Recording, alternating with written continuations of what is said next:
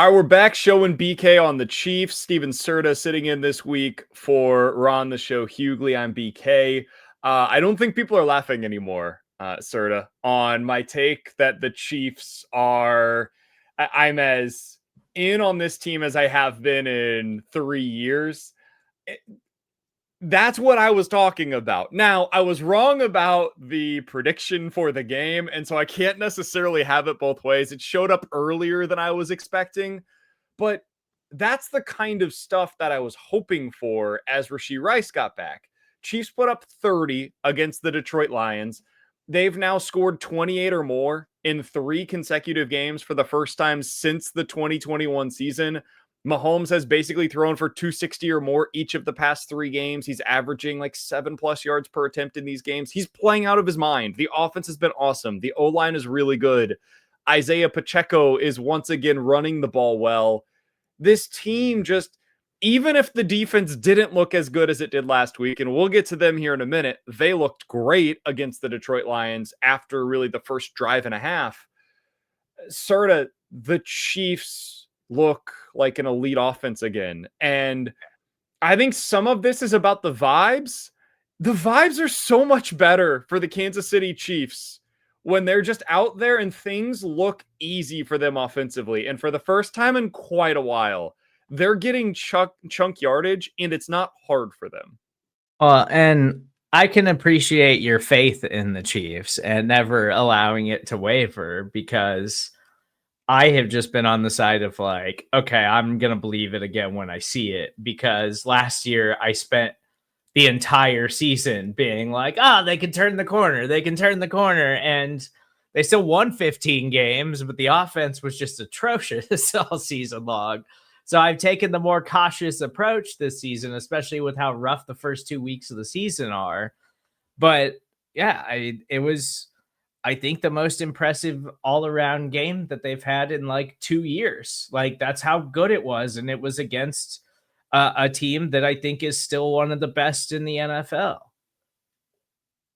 The reason that I had that faith is because like all of the stuff that you wanted to see, you were seeing the signs of it. The downfield passing game. This team doesn't have to be great at it. They have to show the ability to hit on a couple. And I think that's what was so important about what they were doing with Tyquan Thornton early in the season. They proved to everybody, all right, it's part of the offense again. You have to respect the fact that Thornton can beat you deep.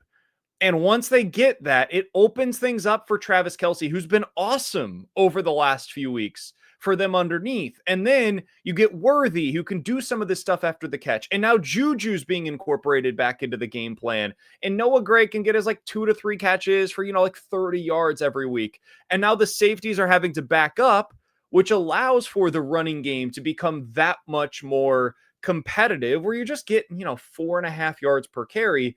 And you saw that against Baltimore, but it was like, okay, sure, you're seeing it against Baltimore, but how much of that is because they have 6 starters that were out? And then you saw it against Jacksonville, but they lost the game. And so I think that threw so many off of the scent, because this is a team that just doesn't lose games like that. They don't go out there and have a terrible game with special teams and have 13 penalties and all of these crucial mistakes, the 99-yard interception return. And the way that I looked at that then, and I now definitely feel this way after the Detroit win, so much of that stuff was just like one-off material. It was outlier. They're not going to be a team that has 13 penalties with regularity. They're not going to be a team that Patrick Mahomes is going to throw a 99-yard pick 6 every week.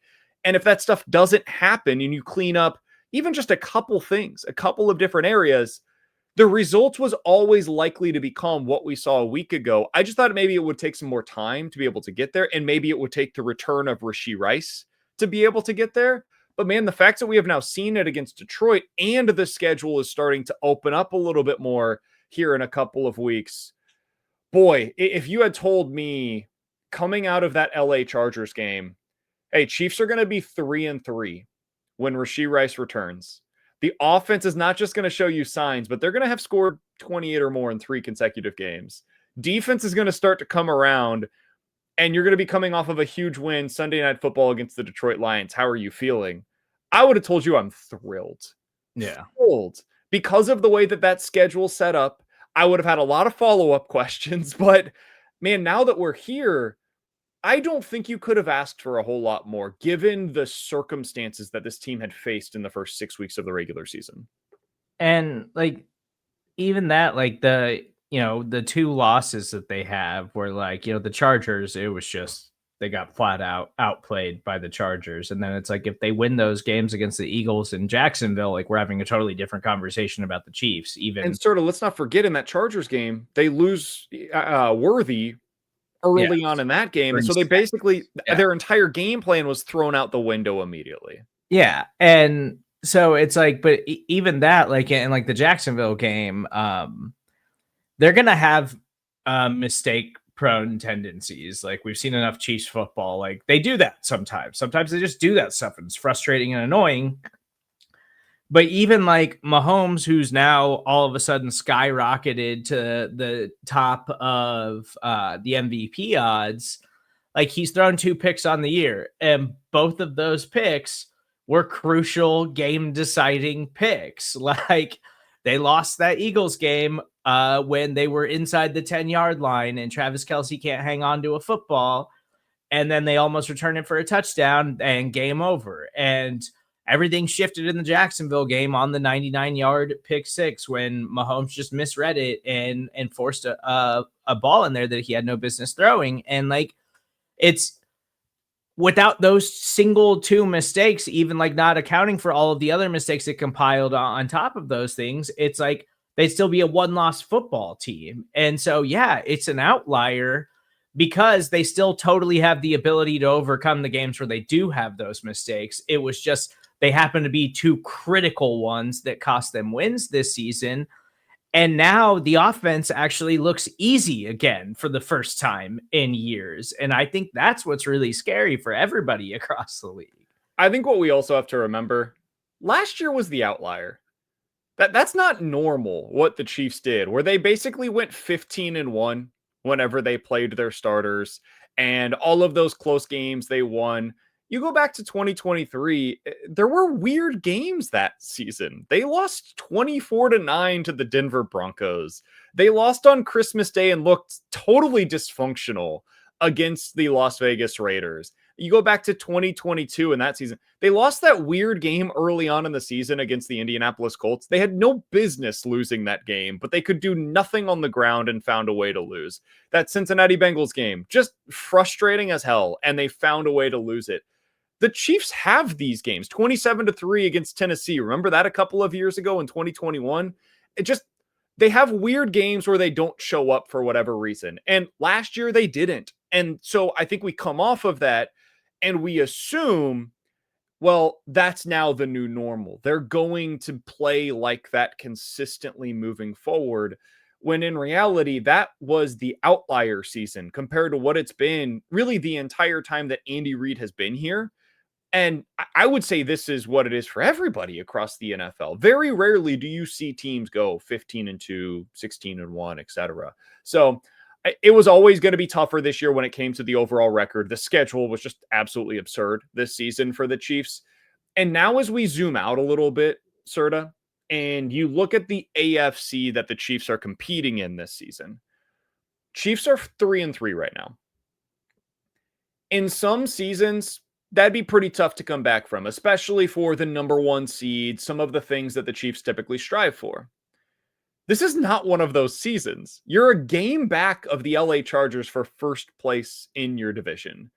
The Indianapolis Colts, if the season ended today, would be the number 1 seed in the AFC with Daniel Jones as their starting quarterback.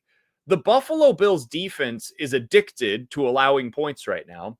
The Baltimore Ravens are 1-5 and are probably closer to sellers than buyers at this year's deadline. The Bengals are 2-4, and suddenly I guess they have Joe Flacco as their starting quarterback. They've lost 4 consecutive games. The Texans are 2-3. They're actually playing a little better lately, but their offense still doesn't scare anybody. This AFC is a shell of what we all expected it to be. And there's a reason that the Chiefs are suddenly the favorites in the Vegas odds to win the Super Bowl again. It's because I think a lot of people are coming on board with what we said a week ago here on the show, but also because they look across the AFC and they see, oh, who's the other team? Who else would you even point to as, oh, that's the side that I'm going to back to knock off the Chiefs this year? Most seasons, there's somebody you can do that with. That scares you. There is nobody in the AFC right now that scares me, Serda, other than Josh Allen, and it's just him. It's not his team. Yeah, and like even in division, the Chargers with all of the injuries that they have piled up, like the first 2 weeks of the season, I was like, uh-oh, the Chargers are a problem. And since then, they just look like the same old Chargers. Like it's like a coin toss week after week what they're going to be able to do. And they're still a good team, probably a playoff team.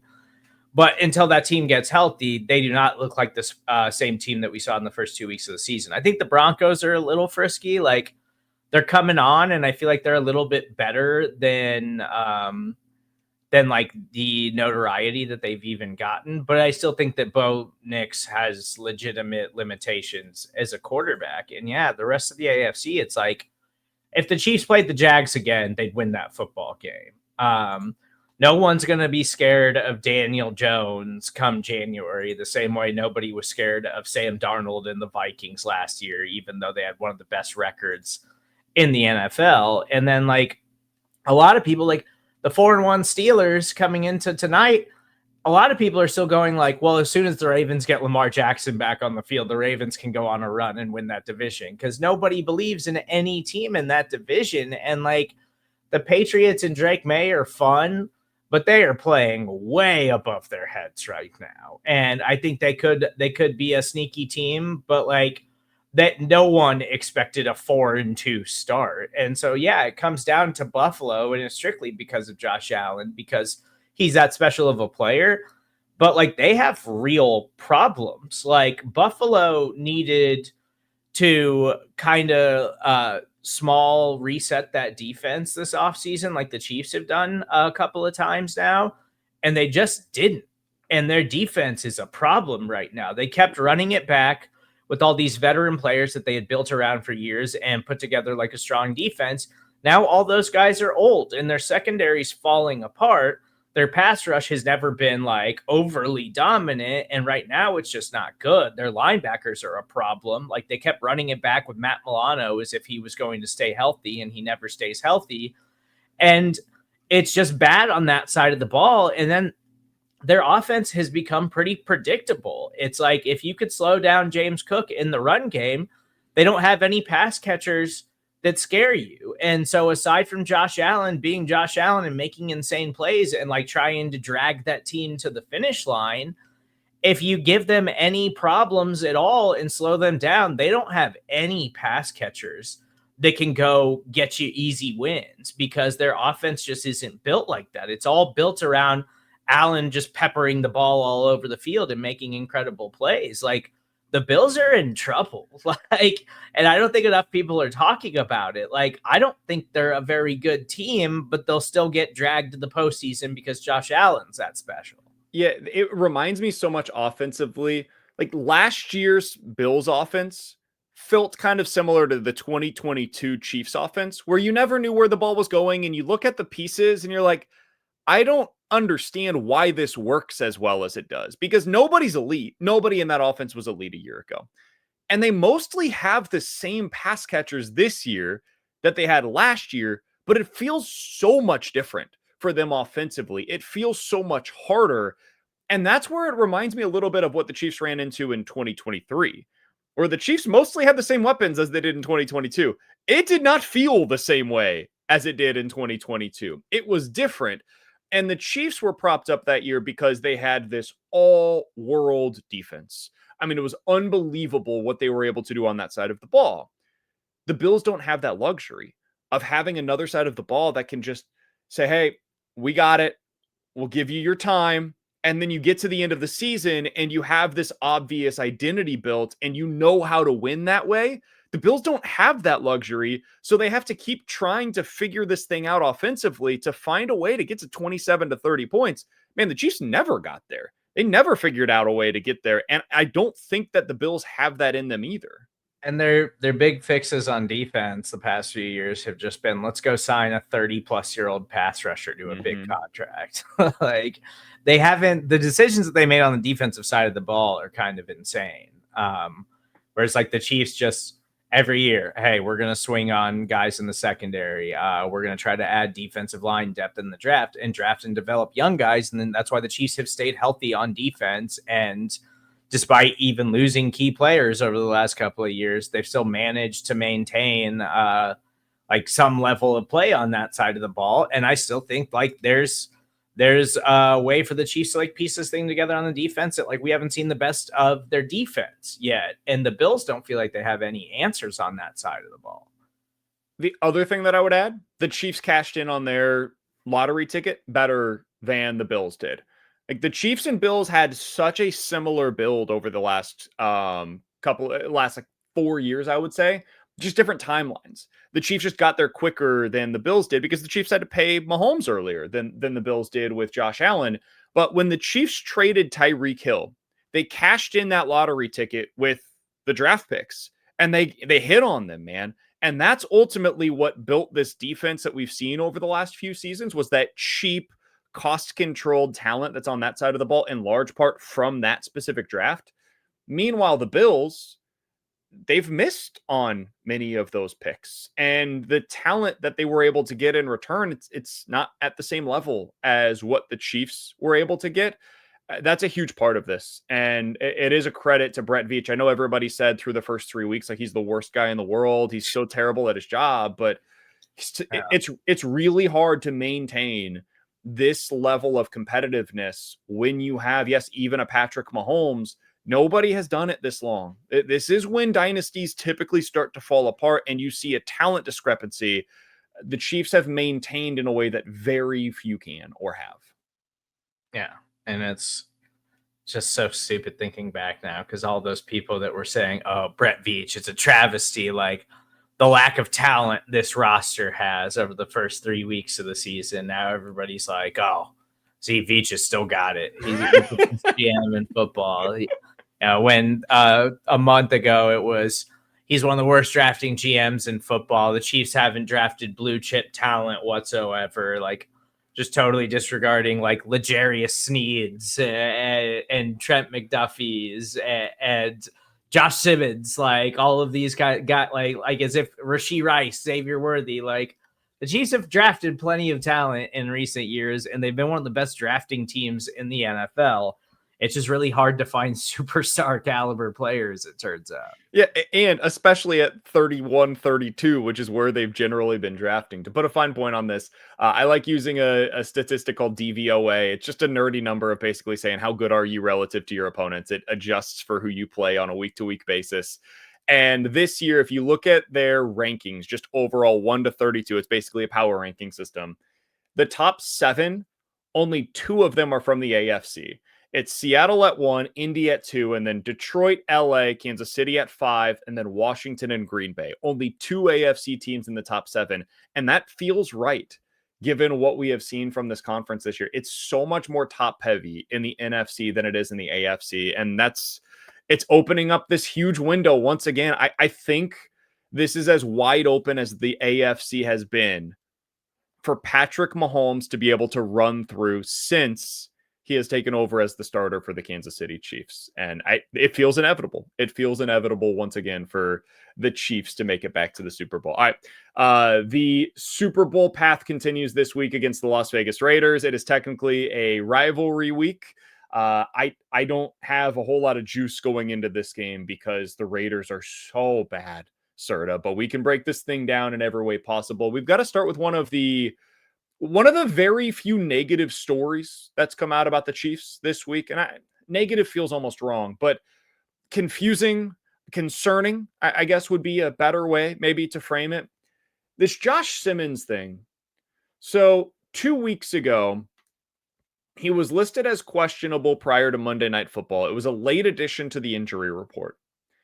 And it was because of what they labeled as an illness.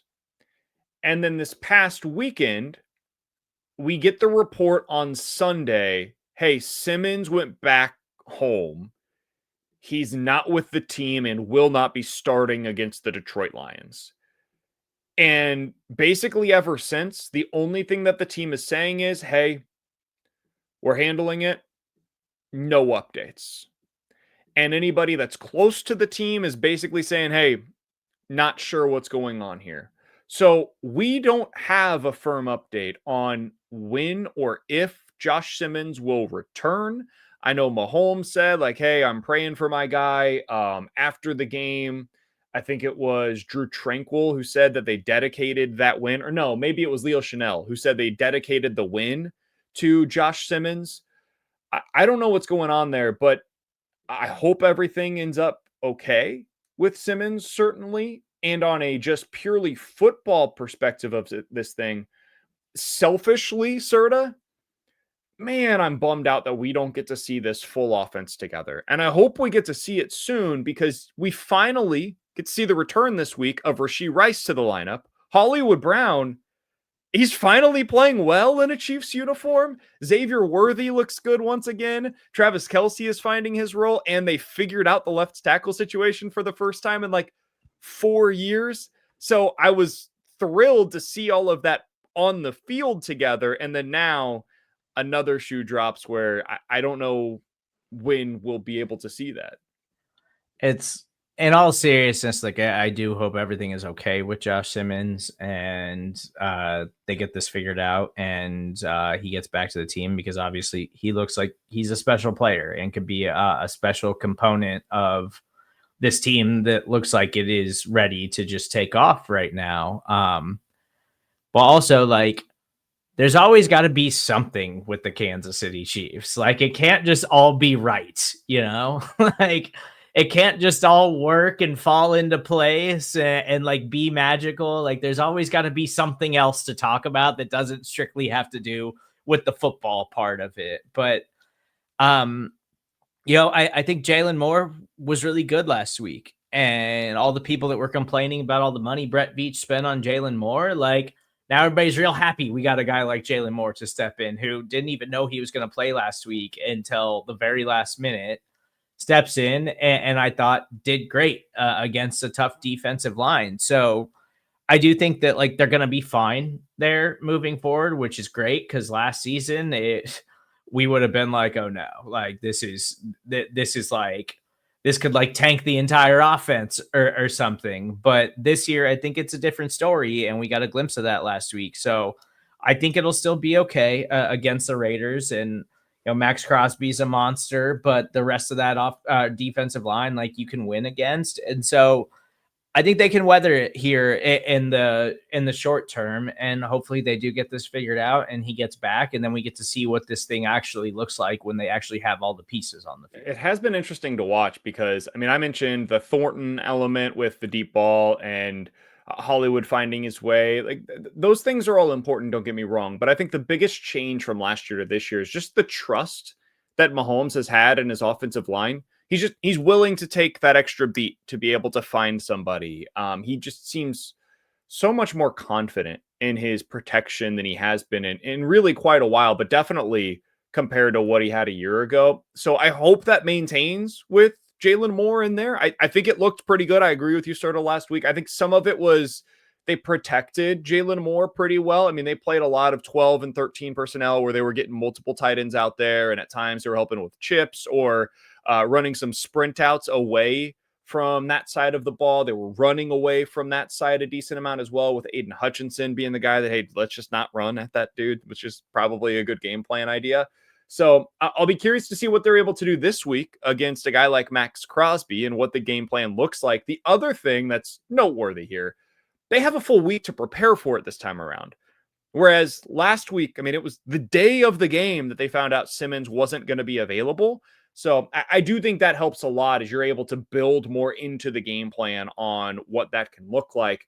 They also have Rashee Rice back. And boy, am I excited to see Rashee Rice back in a Chiefs uniform.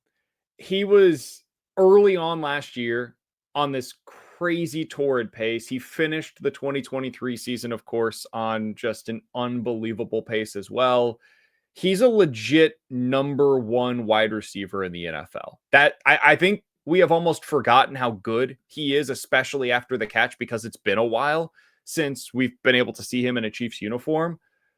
It changes so much about what they can do and the answers that they have, whether it's against man coverage or zone coverage, or a game like this where maybe you do have some concerns about your pass protection.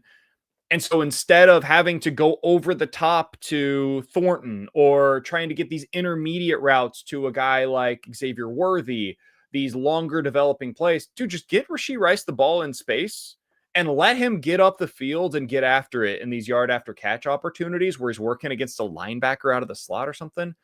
I mean, it adds so many new answers to this offense. Serda, what are you expecting this to do for the utilization of the receivers that we've seen already in the lineup this year? I thought what I liked most about their performance against the Raider or the Lions, is like it felt like finally the Lions were like, okay, we have to respect the deep ball again, because Tyquan Thornton had just been lighting teams up downfield, and Worthy had been more in this like manufactured touch role since he came back, and he's caught a couple of balls down the field, but it's really they've been treating Thornton more as like the straight field stretcher. And the Lions were like playing against that. And so Mahomes all night long was like, okay, I'm going to challenge your linebackers and test you guys in the intermediate part of the field. And that's just what he did all night. Like he just picked them apart.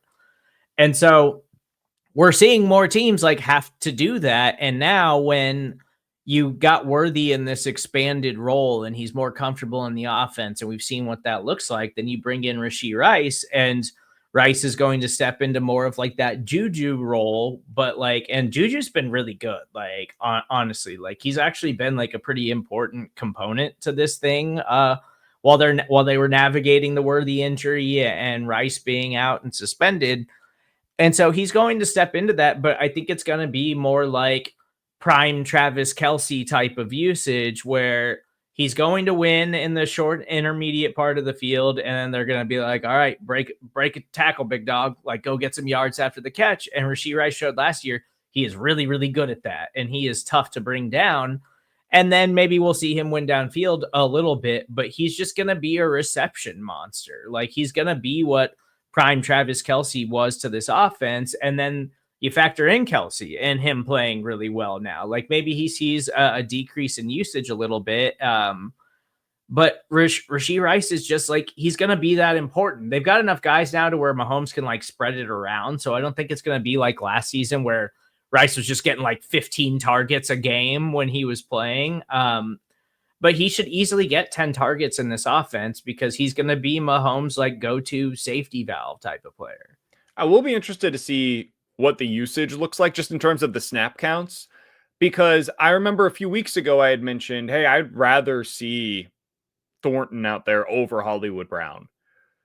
I don't feel the same way any longer. Hollywood has been really good over the last couple of weeks, and he broke a couple of tackles 2 weeks ago. Last week had some really big time catches for them.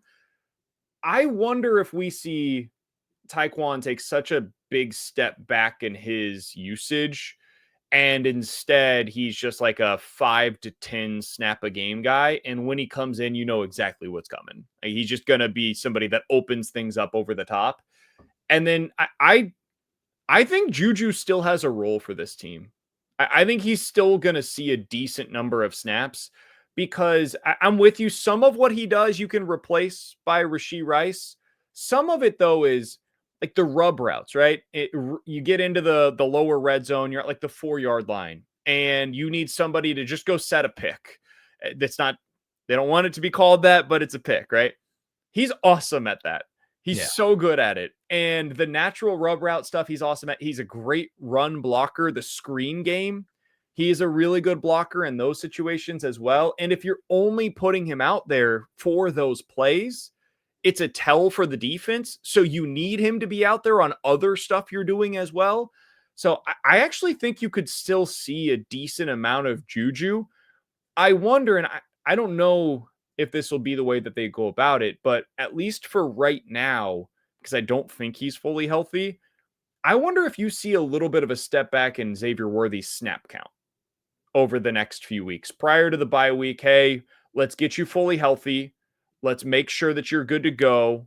And then when you're back to 100%, we'll continue to ramp you back up. But over the next couple of weeks, especially, I wonder if that's something the team considers.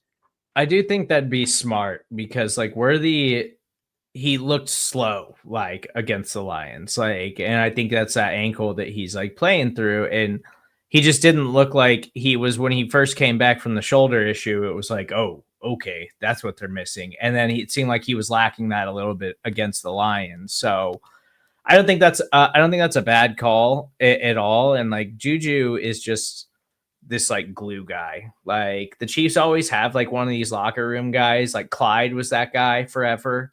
Just everybody loved Clyde and loved having him around. And like Juju seems to be that guy now who is like directing the players when they don't know where to line up. Like Juju just knows everything. Like he is just a straight pro.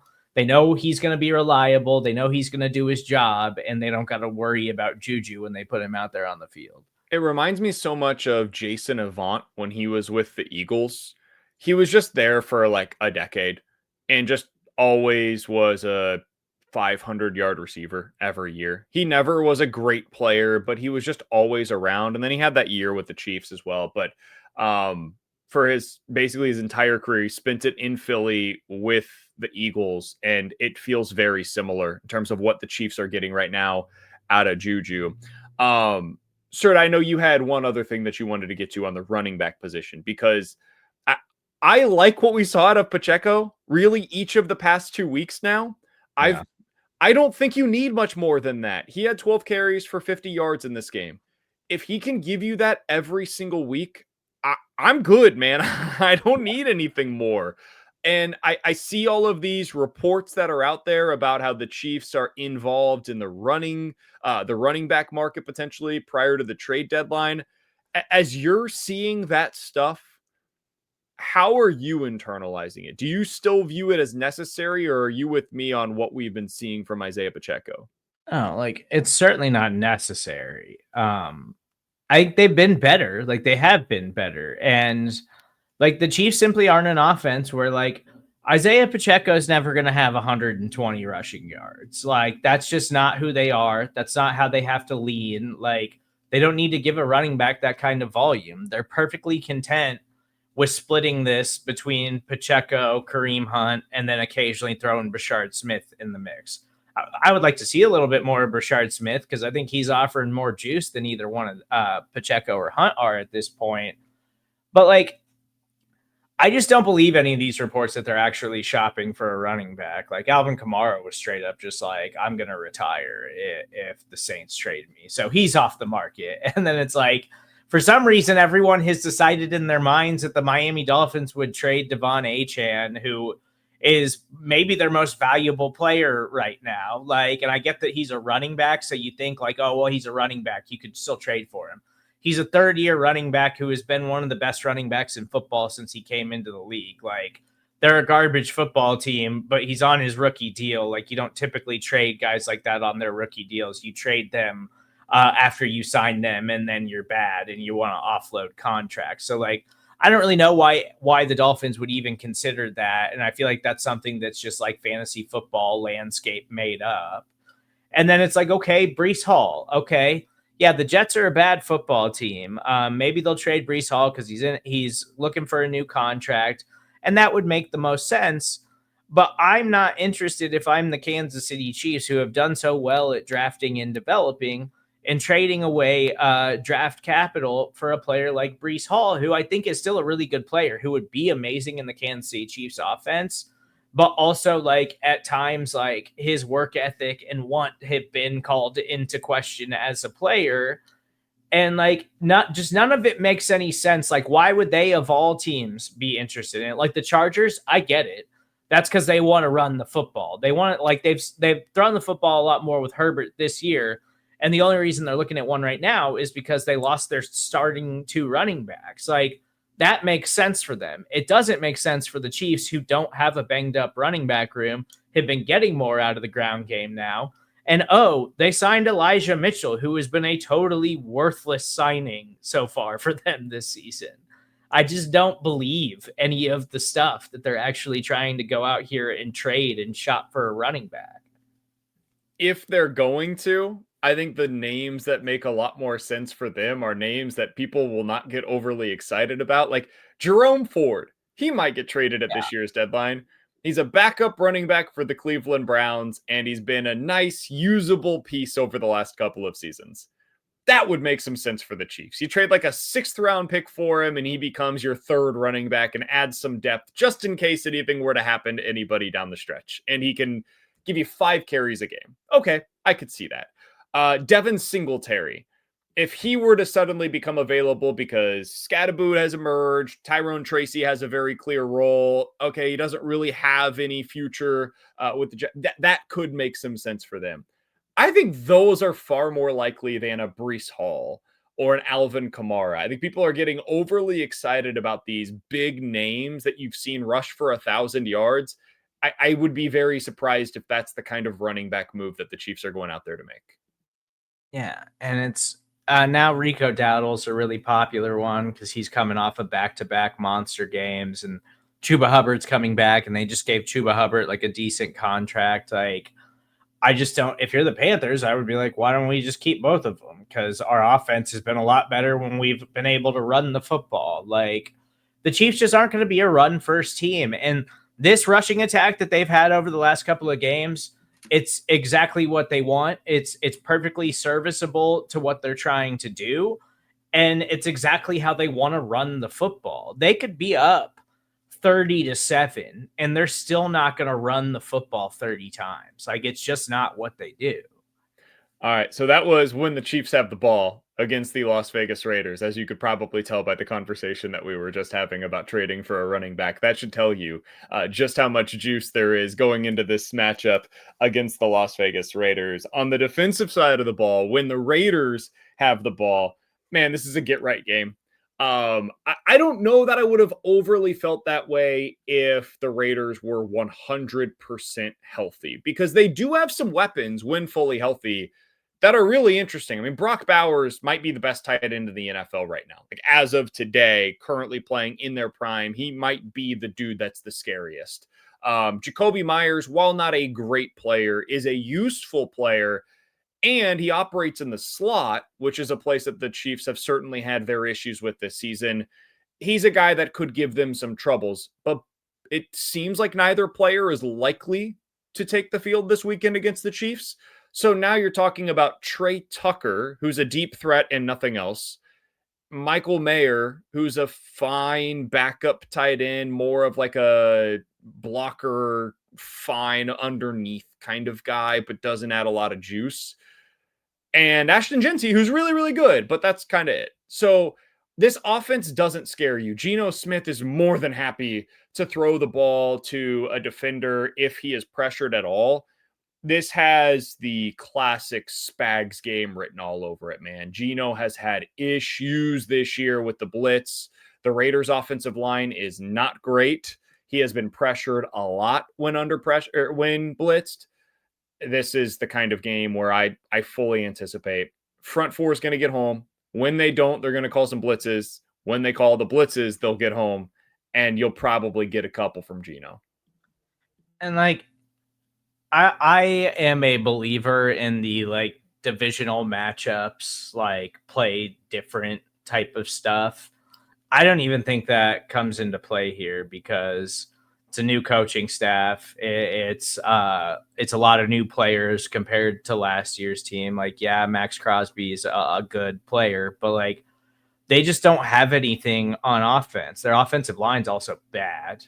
Ashton Jeanty's a fun young player, and I hope, because I think he could be a special running back, like I hope that he winds up being that someday in the NFL. But without Brock Bowers, without Jacoby Myers, like Trey Tucker's the only guy you have to worry about in the receiving department. Maybe a little bit Michael Mayer sprinkled in here. But like, Geno this season has just been one of the worst starters in the NFL. He's already got 10 picks on the season. He's been one of the worst decision makers in the league this year. and they just look like a bad football team. Like, this should be a dominant performance from the Kansas City Chiefs.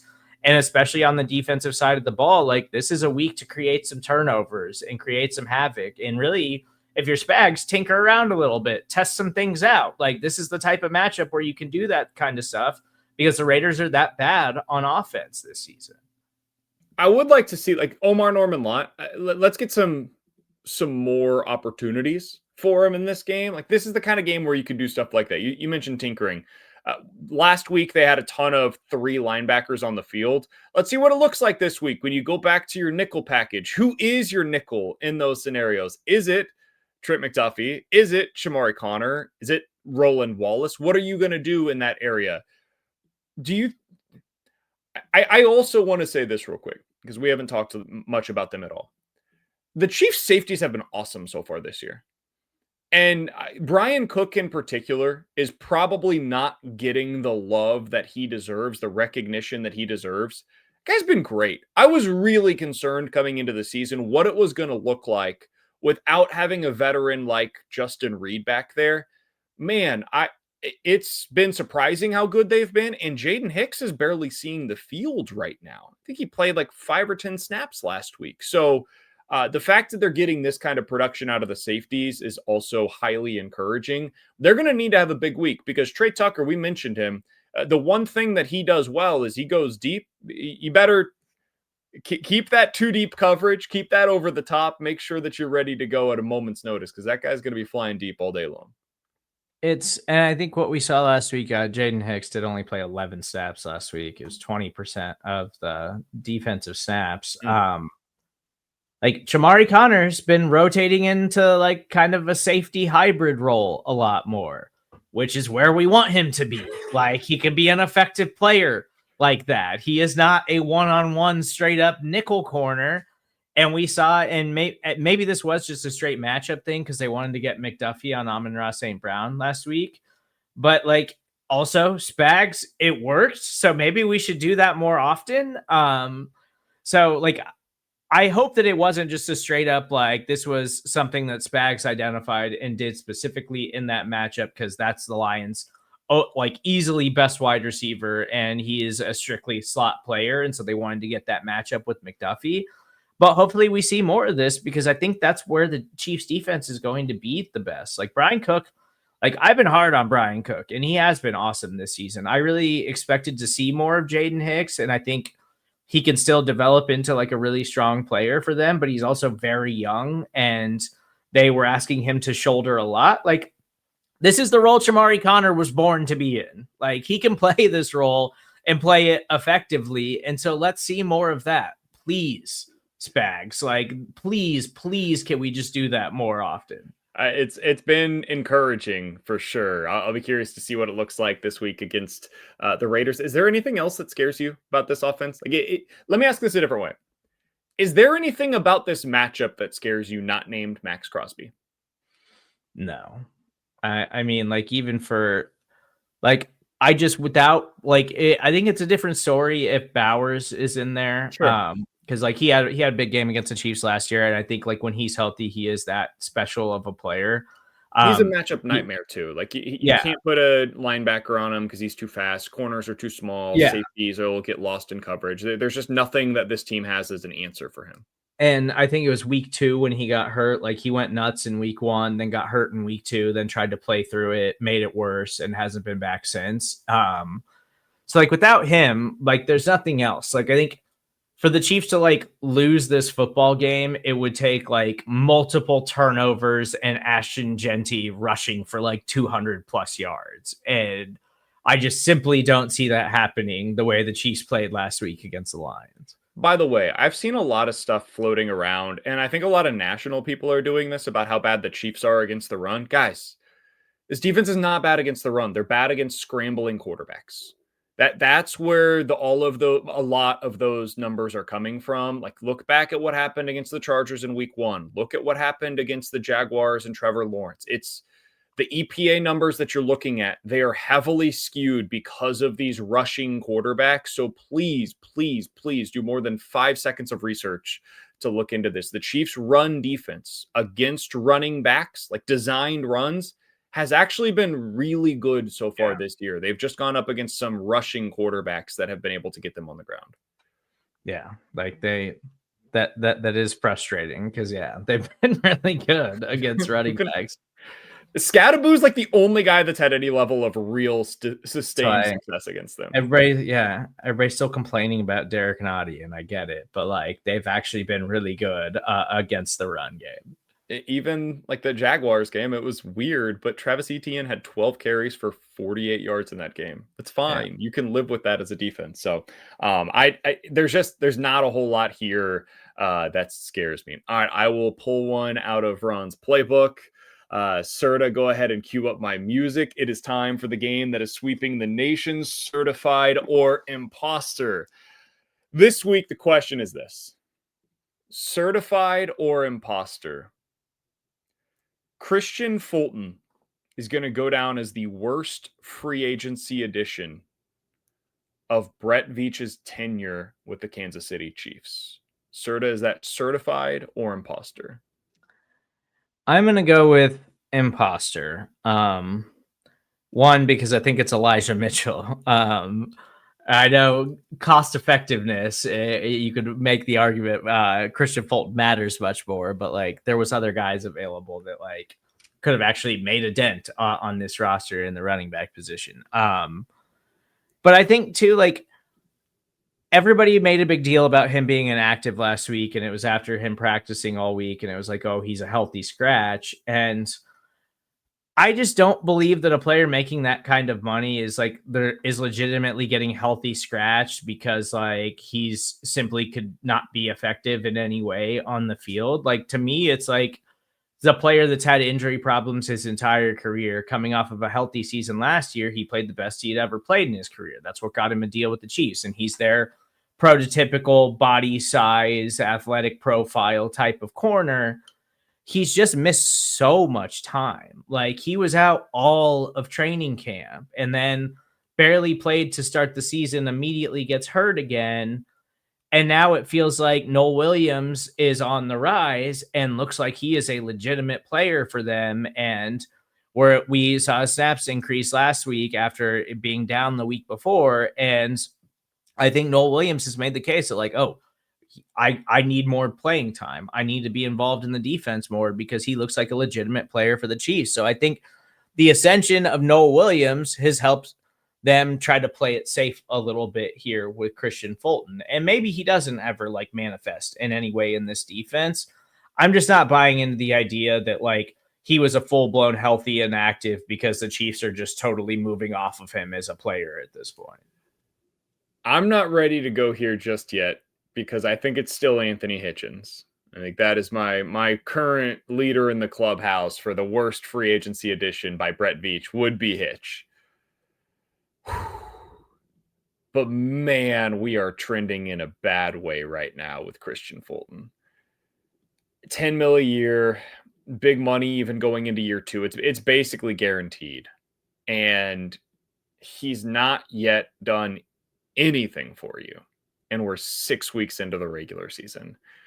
And every bit as concerningly, like Trent McDuffie is still outside as a player. He seems to maybe have been passed up on the depth chart by Noel Williams, which isn't the end of the world, but it just goes back to like what it was the money for, if not to prevent a guy from Noel Williams from having to get onto the field this early in his NFL career.